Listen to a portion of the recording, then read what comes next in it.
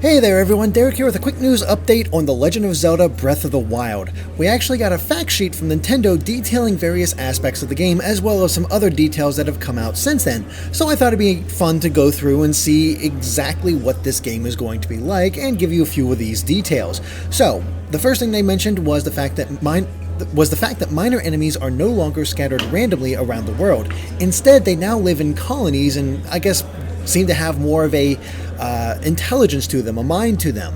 But that's all they really mention about it. We go on to then see about Link being able to climb towers and massive structures to get a bearing on his surroundings. He can even climb to the top of mountains, and that's any mountain he can see, he can climb it. He can just get there.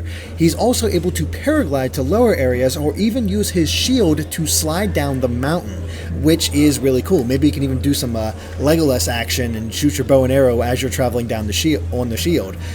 Link will travel across fields, through forests, and to mountain peaks. You know, that same sort of press jargon that we usually get.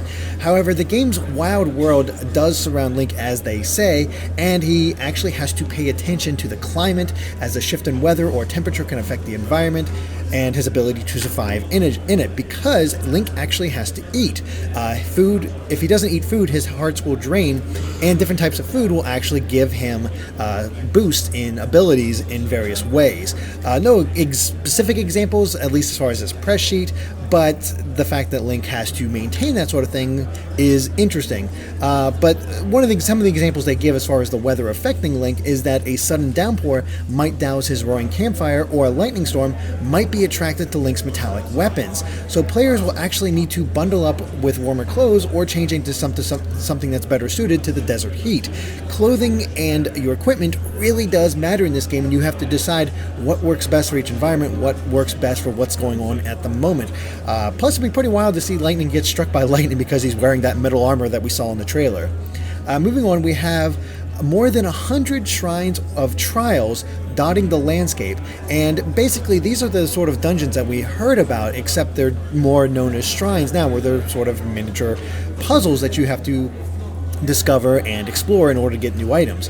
Nintendo says that as players work their way through the traps and the puzzles inside, they'll earn special items and other rewards that will help them on their adventure. And it's not going to be just rupees. Because of all this different equipment and these weapons and everything else, we might be seeing some really substantial rewards from doing all of these shrines. Even more interesting is that the puzzles in the game often have multiple answers, and secrets can be found everywhere. So again, they're emphasizing the fact that exploration and discovery are a huge part of Breath of the Wild. It is scheduled to launch simultaneously for both the Wii U and Nintendo's next system, which they still codenamed the NX, in 2017. No specific date for it yet, of course, but it is coming 2017. The game is, of course, compatible with Amiibo, which we talked about earlier when we showed off the Zelda Amiibo and what they're capable of. However, we actually got a lot more concrete details on what Wolf Link Amiibo is able to do. So when players tap a Wolf Link Amiibo to the Wii U gamepad controller, Wolf Link will attack enemies on his own and help players to hunt. He has 3 hearts unless players carry over save data from Twilight Princess HD. He actually disappears when your heart runs out.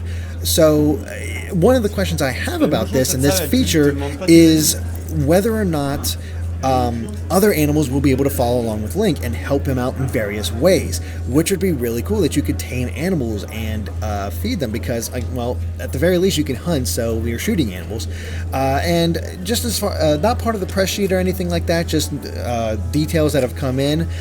There is no female Link, there are no gender options, as the rumors were saying, and of course one of the big things that they mentioned during the treehouse is the fact that Ganon is in the game. It's not that surprising, but Ganon is featured, so we know our final boss. So yeah, and we also have confirmation that the Pro Controller will work with the game and there's off-screen play. So that's all the details that we have so far on The Legend of Zelda Breath of the Wild, but I'm sure plenty more are going to come out, and so stay tuned to Game Explained for more on this and other things gaming as well. Alright guys, bye.